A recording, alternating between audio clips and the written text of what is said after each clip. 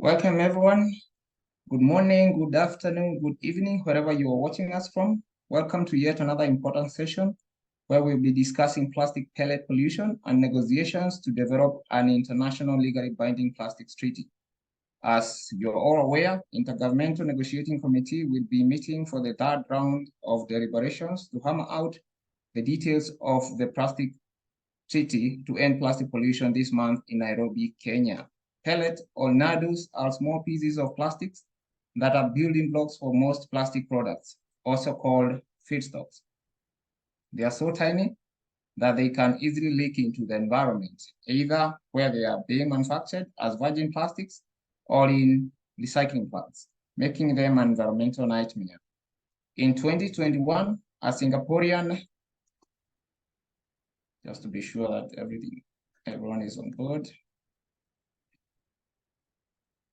All right. In 2021, a Singaporean cargo ship carrying chemicals and containers of plastic pellets, each weighing 26 metric tons, sank and spilled all its contents into the ocean in the west coast of Sri Lanka, where it was a huge task cleaning large areas that contained countless plastic pellets that have been washed up the beaches.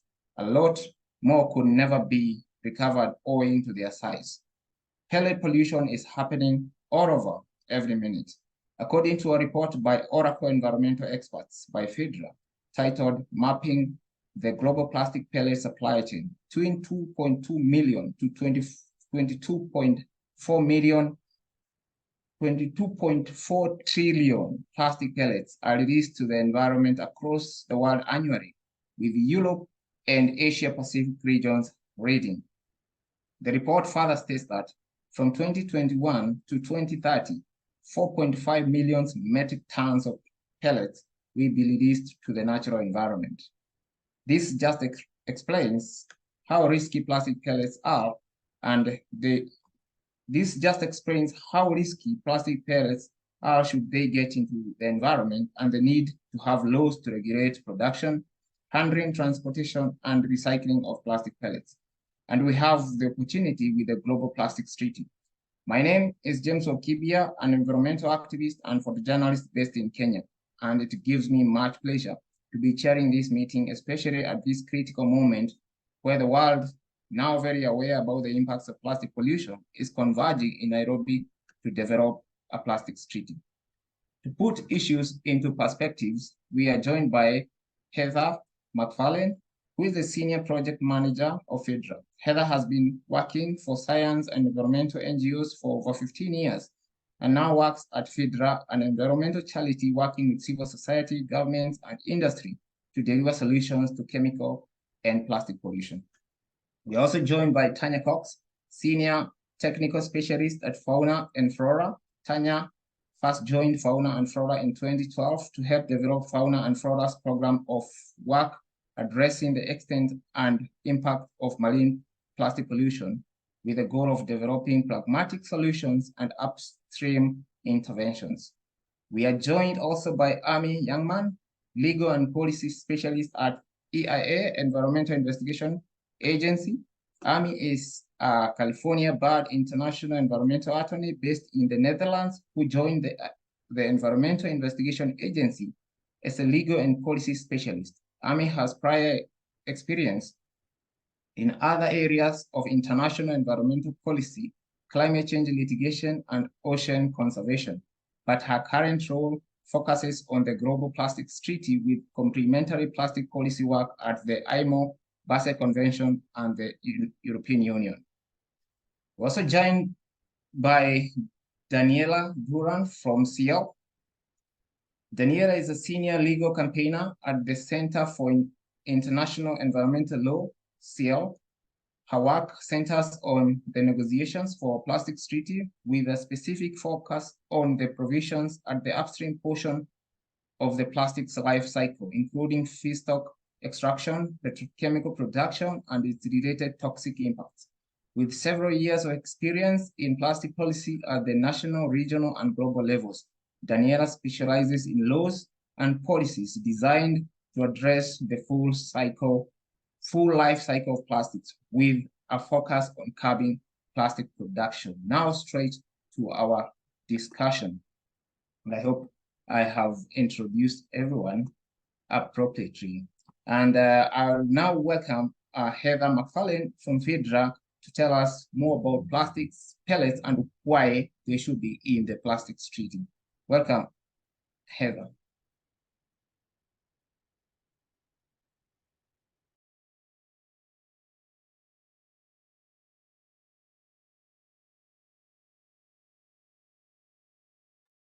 Your mic is off.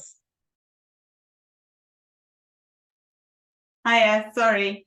I'm Heather McFarlane and I work at FIDRA and we run the Great Nurdle Hunt. So I wanted to make sure that we had a chance to just recap on why pellets are in the treaty in the first place. And for me, there's three big reasons. It's because pellets, these tiny bits of plastic that have been collected off a beach, in fact, this beach that you can see in this photo here in Scotland, they're a problem not just here in Scotland where I collected those nurdles, but they're also a global pollution risk. And we're seeing scenes like this all over the world, but also we know that there are many places that don't currently experience pollution that might in the future as the industry grows and as pellets are transported around the world. The other reason why I think it's in the treaty and it needs to stay in the treaty is that we've seen successive governments around the world and industry failing to address this issue. Since plastic has been first produced, we've been losing pellets into the environment. So it has been decades of failed attempts to address this issue. And we need to have this joined up, coordinated approach to the global industry. And I think crucially why we need to make sure that the treaty addresses pellets and why it's in there in the zero draft at the moment is it is preventable. It is a preventable source of pollution if industry is required to take measures to prevent it. So it is something that we can solve. With that in mind, I think it's important just to go over where and how pellets are lost. So they're lost at each stage of the global plastic supply chain, and this is one of the issues. They're lost in pellet producing countries, they're transported around the world where they can be lost off ships, off trains and off boats. And we have seen all of those happen in this year alone. We've seen train derailments and we have seen containers lost overboard, as well as this ongoing pollution from the producers and the people buying pellets to make plastic products. It's also a problem because recycled plastic is sometimes turned back into pellets or nurdles, and this can concentrate toxic chemicals and means that you also have all those recycling plants that are making recycled plastic, making recycled pellets, are potential new sources as recycling increases.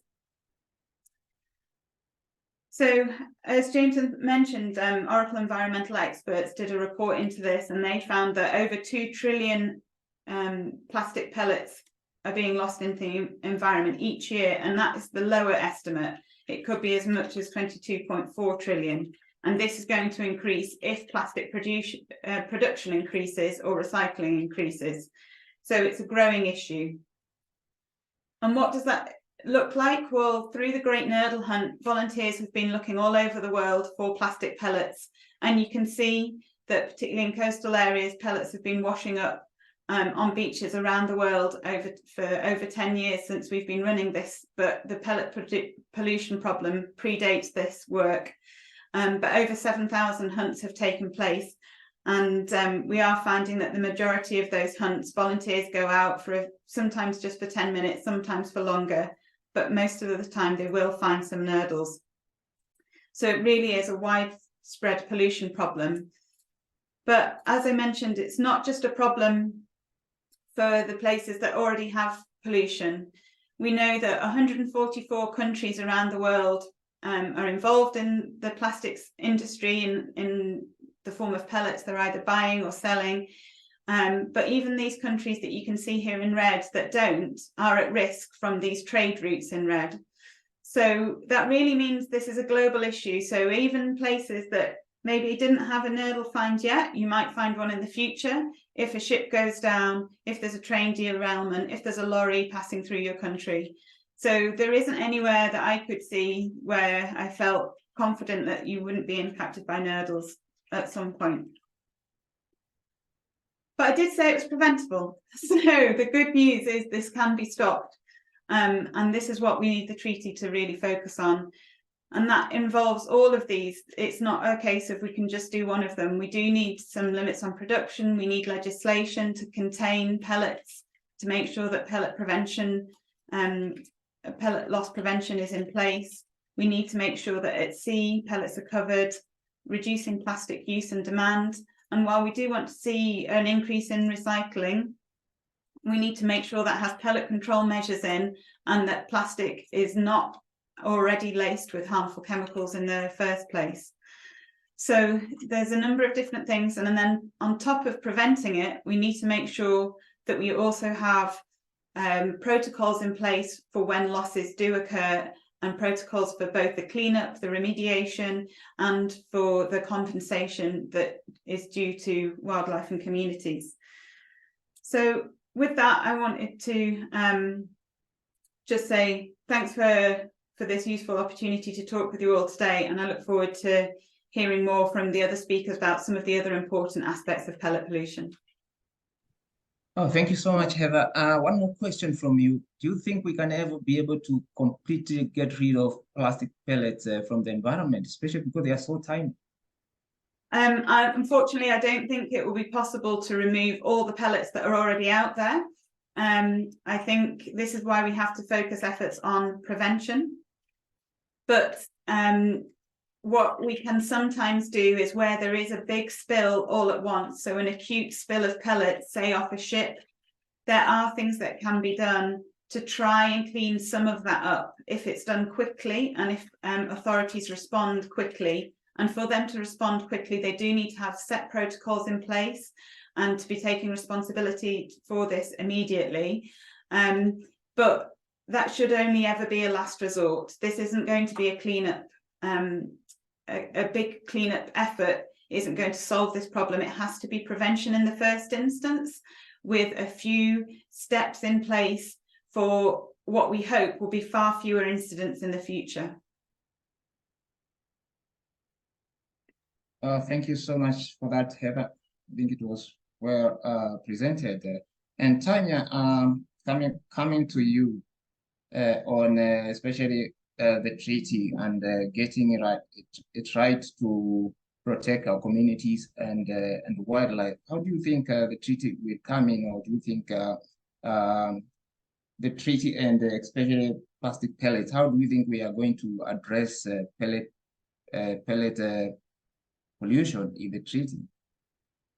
Thanks, James, and thanks, Heather, for handing over. I hope I can answer that question as I go through the slides now, but if not, I can return back to that question, James. So, hi everyone, I'm Tanya Cox. I'm a Senior Technical Specialist at Fauna and Flora, and I have general oversight of our marine plastics project. So, as we've just heard from Heather, pellet pollution is widespread. It's persistent and it's abundant throughout the world's oceans and along our coastlines. And once you've seen pellets in the environment, either along the strand line or embedded in organic matter, you definitely can't unsee them again. And it really makes one start to think about the consequences for biodiversity of this type of pollution. Unfortunately for wildlife, pellets closely resemble fish eggs, and so they're easily and readily ingested by a huge number of different species, which we've attempted to summarize on this infographic here. The small size and physical characteristics of pellets mean that when ingested, animals can either choke or starve, or the pellets can cause diseases like cancers or reduce reproductive success. In addition to physical impacts following ingestion, there's also chemical impacts associated with pellet pollution. Many of the harmful chemical additives that are used to make plastics are persistent, hormone disrupting, and carcinogenic in nature. They're known to leach out of pellets, transferring to the tissues of animals that eat them, like seabirds, for example. We also know that pellets accumulate and smother sensitive ecosystems like seagrass mats or mangrove root systems, which undermines the productivity of these ecosystems. And this in turn has a knock-on implication for fish nursery grounds and for feeding grounds. And if we pause to think about the number of pellets entering the ocean, as Heather just said, the conservative estimate is somewhere between 2 and 22 trillion pellets each year. The impact to biodiversity is really quite high. Beyond the direct risk to biodiversity, pellet pollution also has widespread socioeconomic impacts. Microplastics generally, and pellets in particular, act like sponges for persistent bioaccumulating toxins that are present in the environment. And they can also act as a vector for pathogens like E. coli or alien invasive species. So when there's large-scale pollution events like the one in Sri Lanka that we've just mentioned, when the Express Pearl caught fire and sank, losing over 80 billion pellets in a single disaster, the health and the livelihoods of the local communities, in addition to the natural environment upon which they rely, were also severely jeopardized. In the early days after the Express Pearl sank, over 200 kilometers of coastline were impacted by the spill, and the coastal pollution was so extensive that inshore fisheries had to be closed, which meant that over 40% of the coastal population were unable to access seafood, which is a primary source of protein in local diets. So the question is, can we craft a treaty to tackle pellet loss? And I think the short answer is yes. There's always going to be a longer answer, but in short, yes, I think we can. Pellet pollution is not simply caused by unintentional losses to the environment. It's a result of supply chain-wide systemic failures to implement pellet loss prevention measures. As Heather said, this is not a new problem, yet it's either been ignored or overlooked for years. So like pretty much all of my fellow panelists, I think, without putting words in anybody's mouth, we at Fauna and Flora are very happy to see specific measures for tackling pellets under Control Measure 8 in the zero draft text. I know Amy's going to do a deep dive shortly into the language of the treaty, the provisional language of the treaty, so I'm not going to go into it. But I just want to say that from our perspective, we think that it's really important the microplastic pollution and its impact on biodiversity and local communities is given significant attention and considered within each provision of the treaty across the whole life cycle of plastics. For example, it would also fit under number 1, which focuses on primary plastic polymers, and number 2, looking at chemicals and polymers of concern.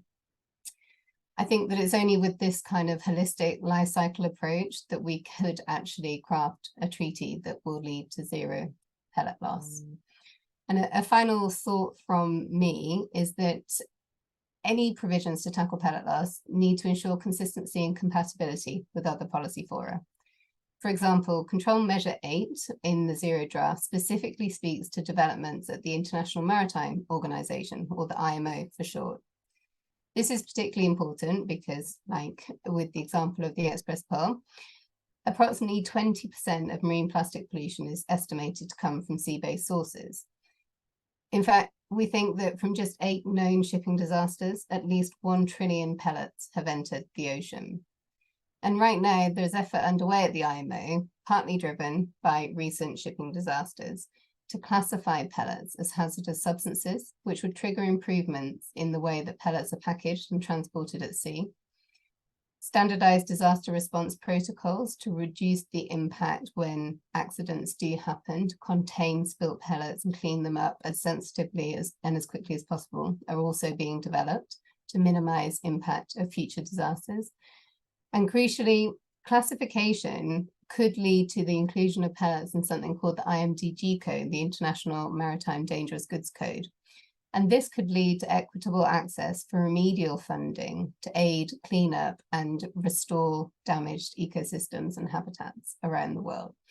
So again, really important that the treaty looks to provisions and encourages additional developments in other policy fora to ensure compatibility and consistency. So that's all from me. Thanks very much for letting me outline how and why tackling pellet loss is so important to biodiversity and to impacted communities around the world. I'm going to hand over to Amy now, who's going to do an excellent job of doing a deep dive into the pellet language offered in the zero draft of the treaty. Thanks very much. And hopefully I answered your question earlier, James. Yes, you did. And welcome in. Hopefully everyone can see my screen. Thank you, Heather and Tanya and James. That was a great introduction to the problem, and I will do my best to take a deep dive into the treaty, but we have a short allotment of time, so I'll just give some brief overview, and then if there's specific questions, we can talk about that later. Daniela is also going to dive into some of the treaty parts as well. So my name is Amy Youngman. I am a legal and policy specialist and an attorney for Environmental Investigation Agency. And EIA is a nonprofit organization who has been in the plastic treaty space for a bit of time since INEA started talking about plastic. And then, as mentioned by James already, we're also doing work in the IMO space and the EU policy space. So there's some corresponding legislation going on right now, which is really interesting. And I think, as Tanya already alluded to, it will play a factor in this international treaty as well. Let's see here. All right. So these are some photos that actually our host James has taken as to what flakes and feedstocks can look like, as well as some of the contamination issues that we see in soil with pellets, flakes, and powders. And we know that pellets are picked up, you know, or a big part of why we got into this, I think, is because of pellets as a major source in the marine environment. We can see them on our shorelines, as already mentioned, and that's sort of why I'm on the oceans team, so ocean oriented. But we also know that this is also a major contributor to terrestrial pollution. And so pellets are picked up in water treatment facilities, and then the sludge that's in that waste management system is used as agricultural. So it's used in the agricultural sector. It's put on our crops to grow food, and the same way that pellets act as vectors in the marine environment, they act as vectors in soil, and they can also leak the harmful additives into that soil, which then goes into our crops. So this is very much a marine environment issue, but it's also a terrestrial issue. A lot of the spills occur on land as well. And so I think the last time we spoke on this panel, we were talking about applying pressure to include pellets in the treaty. And now we have a first iteration of the treaty draft. It's called the Zero Draft. So it's not yet a first draft, but it's a basis for negotiations. And in this Zero Draft, we have been successful to get this source of emissions recognized in specific language for regulations and measures in the treaty. Let me share what that looks like here. So this is provision 8, and this is part of provision 8, I should say.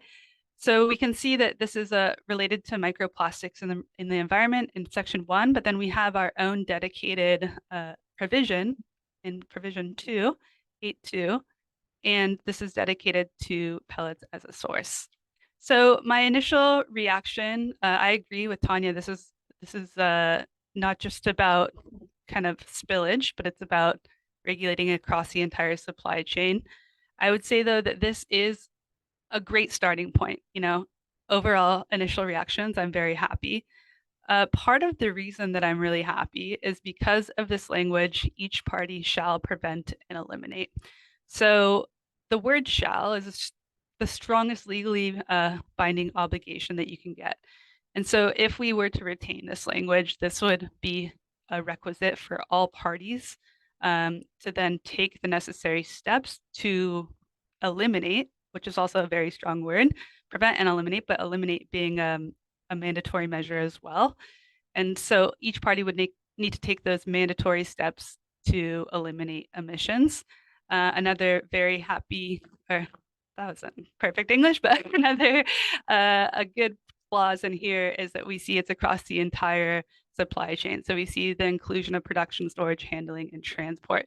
So really happy to see that as well.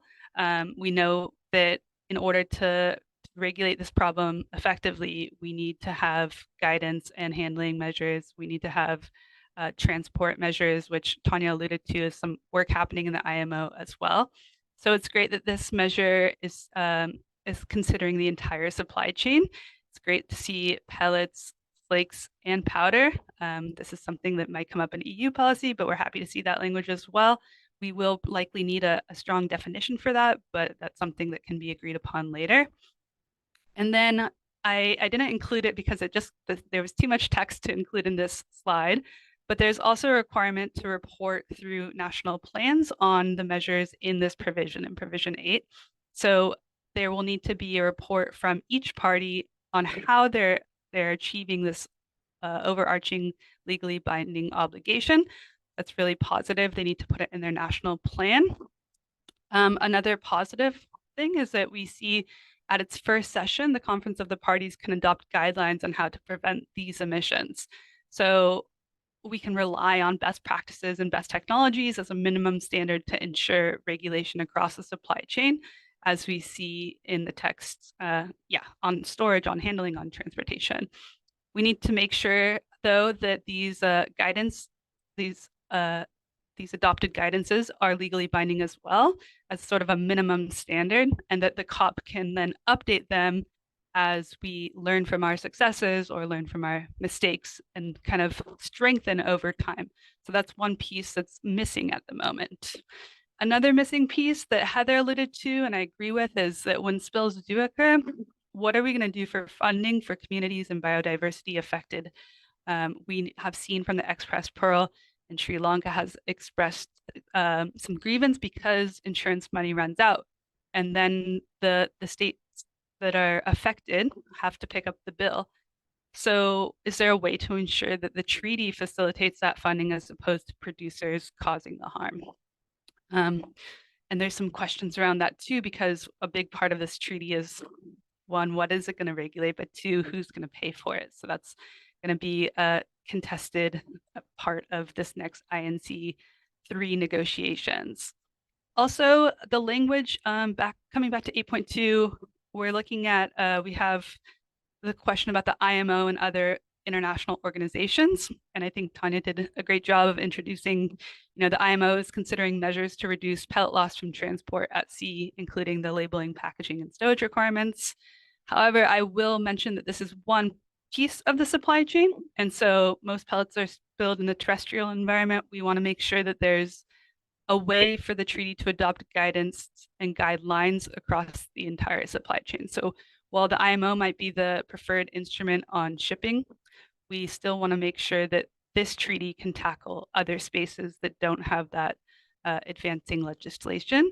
We also want to make sure that if we get strong guidance here, that perhaps we don't need to wait the long amounts of time that it takes to negotiate in other spaces, and this could kind of push that space forward and strengthen that space as well.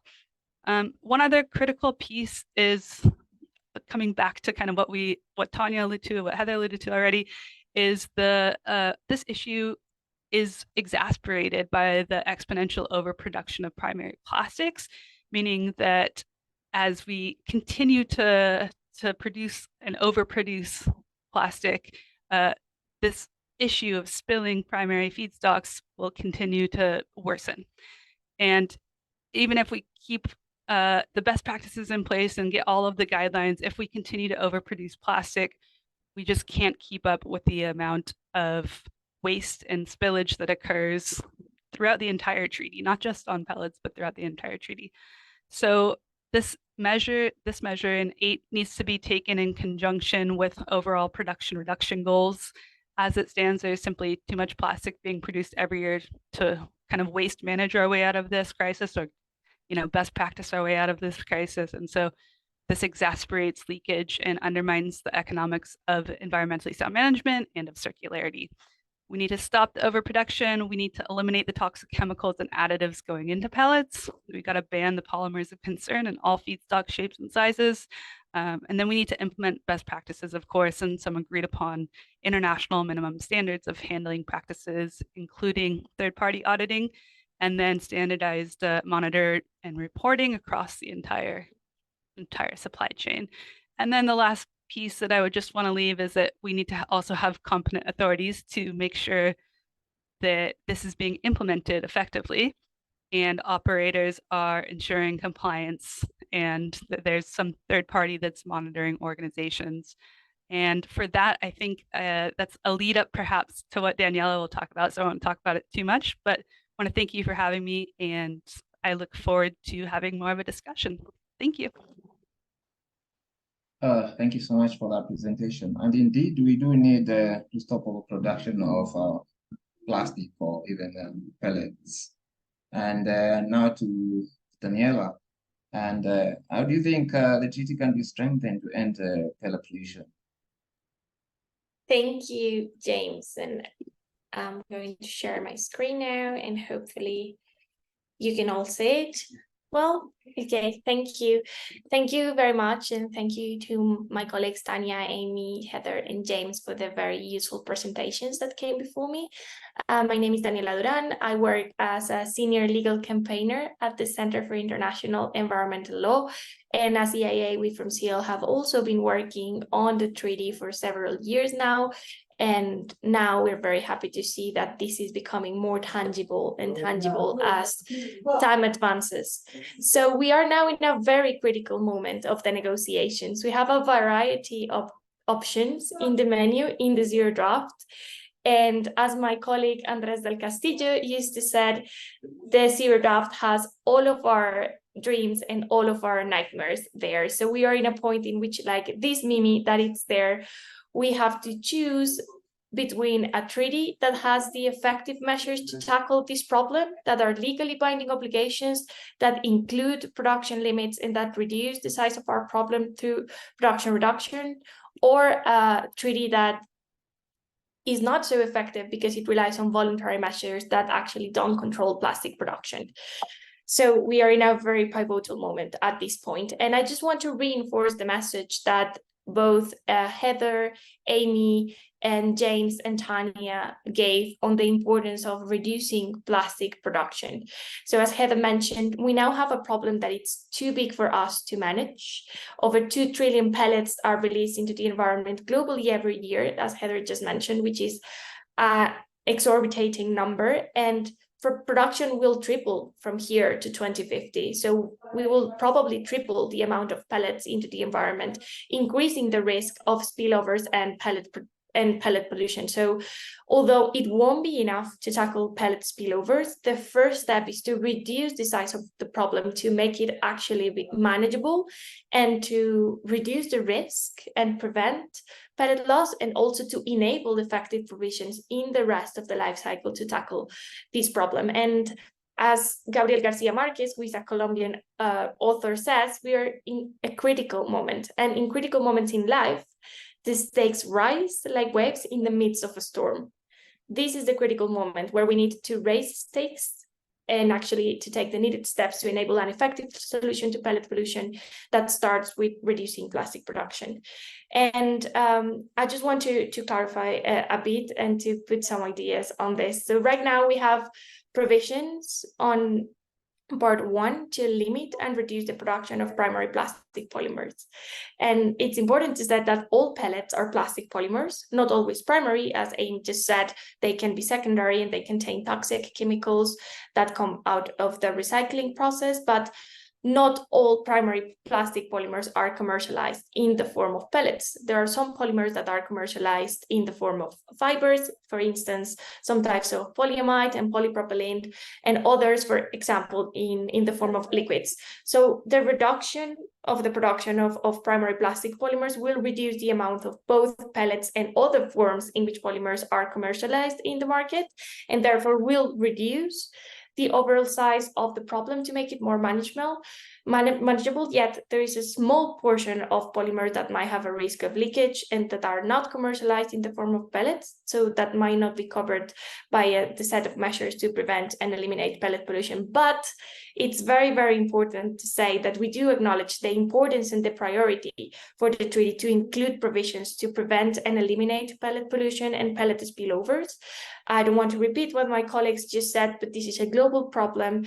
This is something that happens across the value chain, and most of the polymers are commercialized in this form, and they are a big concern as they are a direct source of microplastics to the environment that the treaty will need to tackle effectively.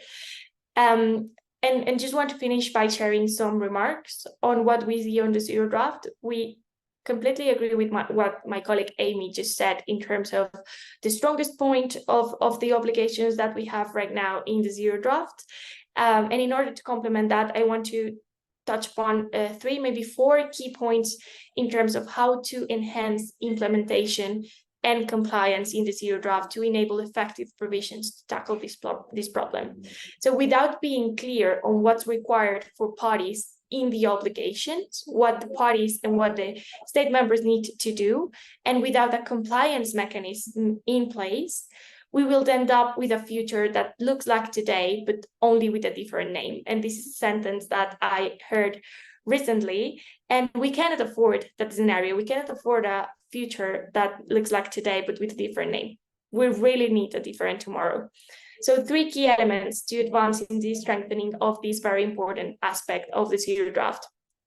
First, we need to specify what parties need to do in order to put in place the measures to prevent and eliminate pellet pollution and pellet loss. So the zero draft will need to define more explicitly what parties need to include in their regulatory and policy frameworks. And this is key to enable clarity in what parties are going to implement to actually comply with this obligation.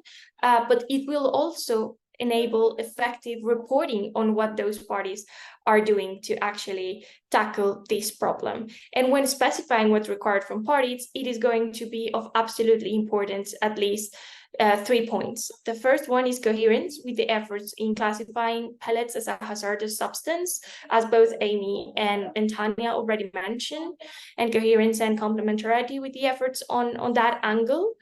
Then the importance of specifying measures in the whole life cycle, not only in transportation, and that cover, for example, the requirements for identifying potential sources for pellet loss, the need to implement technical improvements at work sites to prevent pellet loss from the production factories, put in place tracking measures for the transport and for the commercialization value chain, among others. And it will be absolutely key that this is aligned with reporting measures for parties, and this to strengthen particularly obligation 8.2. A second key point is to strengthen and define better what's going to be the COP's role. Right now, we have a very broad mention that the COP is going to have a role in defining some guidelines, but it will be very important from our perspective to be very clear and to define what the COP is going to do specifically for this problem. And that could include a mandate for the COP to develop the criteria or the guidelines for preventing pellet loss in the whole value chain, in the whole life cycle. And also something that it's very important that my colleagues also mentioned, what's going to be the role of the COP in defining a remediation protocol in case those spillovers happen that enable effective compensation and remediation for the affected communities and for the environment as well. And something that is absolutely important is that the COP also identify what's considered as non-compliance, what's considered as what happens when parties do not comply with the obligations of the treaty. And this is going to be very important, what's considered non-compliance. And this is something that needs to be done in a broad framework of compliance for the treaty, but it's going to be absolutely essential to enable effective implementation of these obligations to prevent pellet loss. And a final 3 point is the importance of coherence and synergies with other parts of the zero draft. So I like to bring this reference, but this is like a book that is called Rayuela from Julio Cortázar that you don't read in order. You jump from chapter 1 to chapter 15 to chapter 2 to chapter 8. So here it's important to read this obligation in coherence with what's in other obligations, and particularly coherence and synergies with section 13, which is on tracking, transparency, and reporting, is going to be essential to enable parties to successfully report what we need to know in order to put these obligations in place. Currently in section 13, there is nothing mentioned on pellets, so it will be important to strengthen this obligation to include tracking, transparency, and reporting requirements on the pellet value chain for parties. And just another very important point is that this needs to be complemented with a financial mechanism that enables parties at the national level to acquire the policy and institutional capacities to put all of this in place and to enable a world that it's zero pellet loss, like the title of this webinar, and a world that effectively ends plastic pollution and its toxic impacts on the environment and health. We will have an upcoming report on compliance from SEAL that we can share with all of you that complements some of these points. And thank you very much. Feel free to reach out to continue this conversation, and looking forward for the questions and the upcoming discussion. Thanks. Thank you so much, Daniela. And indeed, we are very hopeful that the plastics treaty will address pellet pollution. But it's the elephant in the room. And now we go straight to discussion. Just some questions maybe, and we are not gonna ask anybody in specific. And the first question here.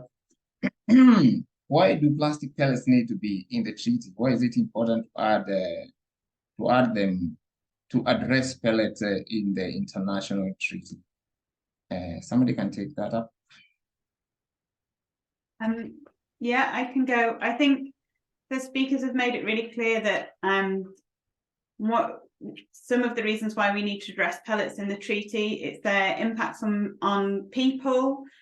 So pellet pollution is already meaning that we have communities that can't fish if there's a massive spill. We have concerns about plastic getting into the food chains. We have concerns about the toxic chemicals that are in pellets. So it's a route, pellets are themselves a route into the environment for toxic chemicals. And then the impacts on wildlife. So these are some of the big reasons of the impacts of the pellets are really severe. And also it's a growing problem, and it's a problem that has proved impossible to address by maybe individual companies or individual countries trying to do it on their own. It just seems that approach hasn't been working. The voluntary approach to trying to solve this problem hasn't been working. So that's why I think we need a global plastics treaty that does address that. And that's why it's been so heartening, as Amy said, to see pellets in the zero draft. And now I think it's a case of making sure that it stays in there and that it's strengthened and it's as good as it can possibly be. So we've got over the first hurdle of getting pellets into the zero draft. But I think, as sort of Amy and Daniela have particularly highlighted, there's still a few more hurdles to go and a lot more to do to make it better and to make sure it actually prevents pollution. And then in those few instances where pollution may still occur, that there are proper measures in place so it doesn't get any worse and can be contained.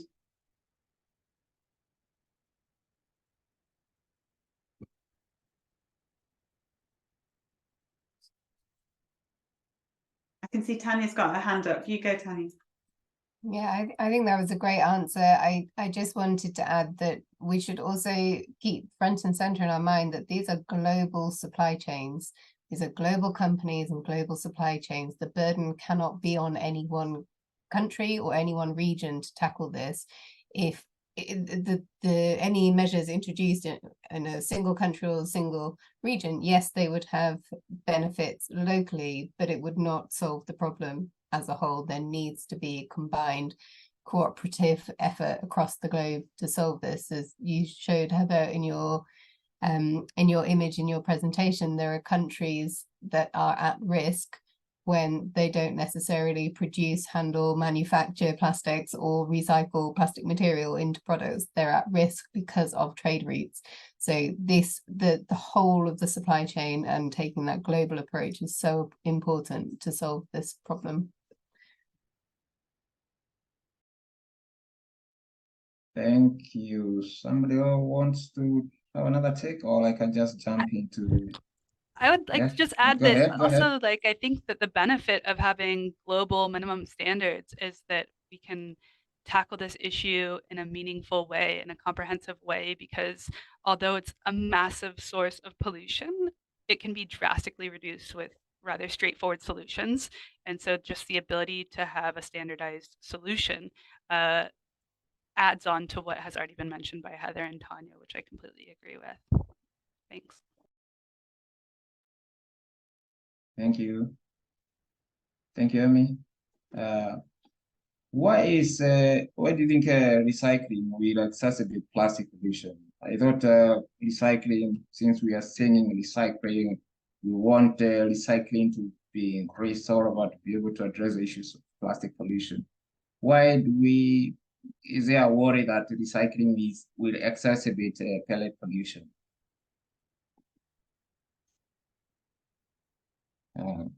Go ahead, who is ready? Daniela. Yes, maybe I can start, and I want to start with touching upon the toxicity, for example, and how recycling increases the toxicity of pellet pollution. We know now that more than 3,000 chemicals that are of concern because of their impacts on human health are used in the production of plastics across the value chain. When we recycle those plastics, we perpetuate the permanence of those chemicals in the economies, and we increase the exposure of damage to human health. So in the moment where plastic or recycled plastics is turned into pellets for the production of recycled plastics, we are making sure that we are putting toxic chemicals into those pellets that are going to end up in the environment. So one of the key aspects of why recycling increases pellet pollution is because of toxicity and the permanence of toxic chemicals into pellets that come from secondary resins and plastics. And I'll leave my other colleagues to complement a bit on that perspective. Yeah, I think that's a really good point, Daniela, the toxicity. But also I think the recycling might mean that we have different places that come in to the plastics value chain, and recycling may start taking place at a smaller scale. And at the moment, it's big, huge petrochemical places that are producing pellets in the main, and recycling is a very small part of the plastics value chain at the moment. If recycling increases, then we're making toxic pellets, but we're also potentially making them at different places that may not have even as many control measures. And this is me saying this, knowing that there aren't enough control measures at the moment. But if we have new players coming into the market, potentially unregulated, so there is also the potential for more pellets to be lost, and to be lost in from lots of different sites, maybe producing a little bit less than a huge petrochemical facility, but in an unregulated way and in lots of different places. So it could also change where pellets are being lost and how many as a proportion of those are produced that are being lost. So there's a few different ways that actually recycling could make pellet pollution worse. And that's not to say we don't want recycling, but it's not the answer to all our problems with plastic. So we have to have responsible recycling, reduce the toxicity, but also really robust regulations and really robust mandatory measures to contain pellets wherever they're produced. I think I have visited a recycling plant somewhere in Nairobi, and I observed a lot of pellet in wastewater. I think the biggest problem of contamination of pellets comes from the wastewater. And I see Imminent Justice hands is raised, and you're welcome to share your opinion. Welcome, Justice.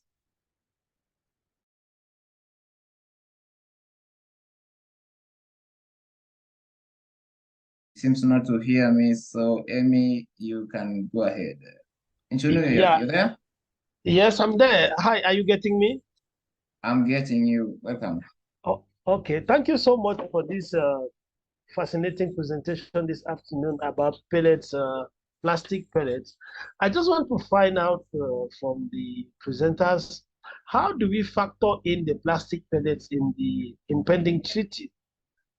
Don't you think that it could be part of the scientific and technical body that will be formed as a result of that treaty, or can we actually get it within the provisions of the treaty?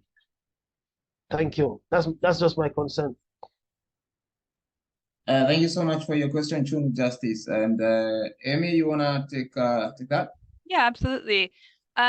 I do think that there are many areas where we can see pellets slot in, but right now, because we have a specific provision in the treaty for pellets, I think that it is possible to retain that in the ultimate instrument. And I think that it's an important it's an important source of pollution because it's the feedstock of what makes all these plastic products. So it's a bit unique, and there's also known solutions to how we can stop the spillage and leakage and emissions at different points across the supply chain. So while I do see your point that there might be other regulations related to pellets in scientific bodies, perhaps what chemicals and additives go into these plastic pellets, I think that where it is now, living in provision 8 of part 2 is a good place for it. And then we can also see, as Daniela mentioned, we have to read the treaty fully. So it comes into play in 1, 2, 3, perhaps, as well as, downstream 2 in 11 and 13. And then it will also be in part 3 and part 4 and how we are implementing our national action plans, how we're paying for things. So I think that it is possible. We need to keep our eyes on it, make sure that it doesn't go anywhere. We need to strengthen it. We need to make it as strong as possible. We need to get the supporting language so that it enables the Conference of the Parties to take up these guidelines. We need to understand who's going to make the guidelines. We don't necessarily want voluntary guidelines, perhaps similar to what we see in Europe, where Operation Clean Sweep and industry is really driving the legislation. We really want to make sure that this is independent, scientifically backed, and we want to make sure that the best practices are available now and that they can be strengthened over time.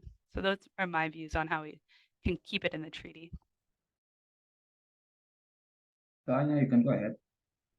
I think Amy just picked up one of the points that I was going to make. I agree with everything that you've just said, Amy, and I think that one of the things that's really important is that there is an independent assessment of what best practice measures are and how effectively they've been implemented and how effectively they've been maintained.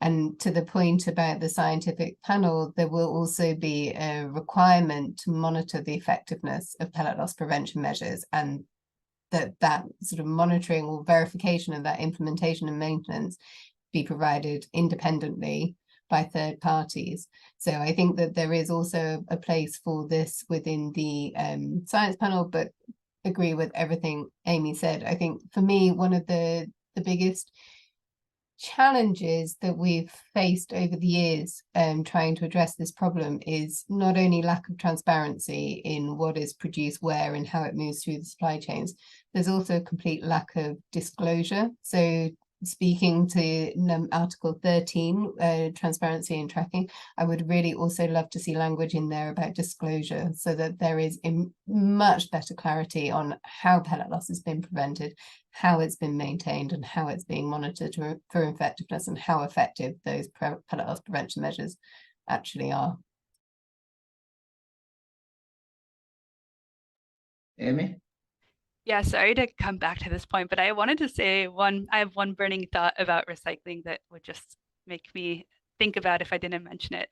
I just want to say too that this is something that some of the lower ambition countries have been pushing. It's messaging that they've been pushing where we can recycle our way out of this problem. And so it would make me happy to say like that we need the overall production reduction. We can't recycle our way out of this. We mentioned the toxicity. It's going to take a long time till we get to the point where we have non-toxic circularity. We, again, are not saying that recycling can't happen, but we do just want to emphasize that recycling will only work if we reduce the overproduction and then if we also reduce the toxicity that goes into these pellets. So thank you for allowing me to come back on that one point, because I think it's really important that we remain focused and push our delegations to include these measures because they're critical if we really want to end plastic pollution. Daniela, we're running out of time, but I'll allow you to say something. You can go ahead. Yes, I'm just going to bring two note thoughts. The first one is echoing Amy's point, and the point with recycling is that we need to change the order of the variables in which we traditionally have thought about that. Non-ambitious countries and some industries have said we need to increase recycling to solve production problems, but the reality is that we need to change the order of those variables, and in order to enable effective solutions in the downstream parts of the life cycle, we need to start by reducing production. If we don't do that, we won't enable effective provisions either for pellet lots or for the rest of the life cycle of the treaty. I just want to bring another thought, and it is important to cover this topic in the treaty because it is also a human rights problem. Pellet loss is affecting the right to health to affected communities, is affecting the right to a healthy environment for us all, is affecting the right to food and to food security for affected communities, but also for all of us. So it's important that this is also covered in a very comprehensive manner in the treaty in order to protect human rights in the whole value chain of pellets, but also in the whole life cycle of plastics. Just that thought. Thank you so much. And in order of importance, what are we gonna look out for, or what are we individually looking out for at INC3, and how can NGOs and communities impacted support if they are going to INC3? Somebody can take that, and as we come to the end. What are we gonna be looking out for in their INC3, or what are the expectations? Yes. Whose hands is that? Daniela. Maybe I can do a 10-second reflection, Okay. and then I give the floor to Amy to compliment on that. But I think that 3 main points that are not the only ones that are important to watch out for at INC3. The first one is that hopefully we can advance in having a following draft to work on for INC4. Second, hopefully we can have a strong mandate for intersessional work. Without intersessional work, we won't be able to advance in some of the substantive and most important provisions for the treaty. So it will be important to watch out for a strong mandate for intersessional work. And I would add another thought, that is, we need to go out of INC3 with strong upstream provisions. We need to ensure that upstream provisions survive INC3 so we can continue working on them to enable effective provisions in the rest of the life cycle. And of course that pellet provisions survive and can be strengthened in this round of negotiations, but also into the other rounds of negotiations. And another point that I'd like to add briefly is that we don't expect to spend much time into procedural discussions, but we need to watch out for them to emerge again as it happens at INC2, and need to be prepared to advise governments and countries on how to tackle this if it emerges. Hopefully we can focus on substantive discussions, but there's a risk of this emerging again. And I'll give the floor to Amy to briefly comment on that. Yeah, I don't think I need to say much. I just want to say, what can you do related specifically to pellets? I think that perhaps FIDRO is hosting a side event, which would be great to go and engage with other folks interested in this. I'll let Heather speak more to that, but also just meeting with your delegations, meeting with like-minded delegations. There's certainly many countries that are friends, mostly those that have been affected by pellet spills and pollution, who are looking to have this language retained in the provision. So something that you can do is go around, meet with like-minded folks, strategize on what the best language would be, and perhaps what can be strengthened in those provisions. In international negotiations, member states lead the way, so we'll need member states to make suggestions or support our interventions. And so it's a really great opportunity to meet with those folks and advance this position. And one thing to look out for is just to make sure that no countries are asking for it to be removed. If they are asking for it, we'll need those other member states to retain it, and then we can get into more negotiations later on, but also taking notes of who is against it so that we can come back and advocate super strong against them. But maybe Heather can talk more about what's in the works for FIDRA at INC3. Yeah, I mean, we're hoping to be able to bring anyone interested together on pellets at some point, hopefully maybe on the 15th if we can. The other thing to say is that even if you're not going to INC3, like there's still lots you can do. I think having an environment where people are sharing things on social media. If you're finding pellets and you care about this issue, please keep posting to the Great Nurdle Hunt. Please keep sharing on social media. Please keep in touch with your national representatives and your governments, and be making sure that people know that you care about this issue and that you want to see it included, and trying to get media coverage, social media coverage, educating people. This all helps. I think and it's not, of course, it's not just about pellets, but pellets is the way that most plastic starts in the world. So if you care about plastic pollution, then you care about pellets. So I think if we keep growing this kind of atmosphere and movement of demand for change, whether you're there or not, that helps. So I mean, thank you to everyone that's already come to this webinar, that has been doing Nurdle hunts, that has been providing data for some of the reports and sharing opinions and sharing stories about how it's impacting you. That all helps too. So please keep doing it. And I think in November, that week in November when INC3 is happening, it's a really good moment for us all to share how we think pellet pollution is impacting people and wildlife, and that we want to see change.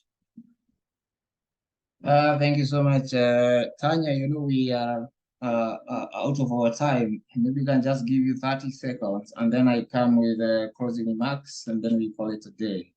I promise to be very brief. I just want to build on what Heather was saying, that historically it's been quite hard to engage people in this particular topic, but it really shouldn't be, because it impacts so many of us and affects so many communities around the world. And my final thought is that there are so many examples of how people, communities have changed behavior to reduce reliance on disposable plastics, to move to more reuse, refill systems. We are doing what we can to prevent pollution as far as possible. This particular issue is not a public facing issue. This is solely within the hands of the people that transport, make, produce, manufacture plastic pellets and recycle plastic products back into, recycle it back in and feed it back into the supply chain. We should all collectively be challenging these businesses to also show positive changes in practices that reduce this source of pollution, because it's absolutely achievable. And that was my final thought that I just wanted to flag. Thank you very much. It was indeed a very interesting day. I've learned a lot, also a bit enlightened about the issue of plastic pellet, and I am hopeful that coming INC3 in Nairobi, this issue of plastic pellet and pollution will be addressed wholesomely, and that we'll have a legally binding plastics treaty that will address the issue of not just plastic pollution, but also pellet pollution, because as I mentioned earlier, pellets are the building blocks of plastic. So if we want to make plastic, we must use pellets, and they're getting dispersed all over to our natural environment. And of course, something needs to be done as soon as possible. And I am hopeful with the plastics treaty.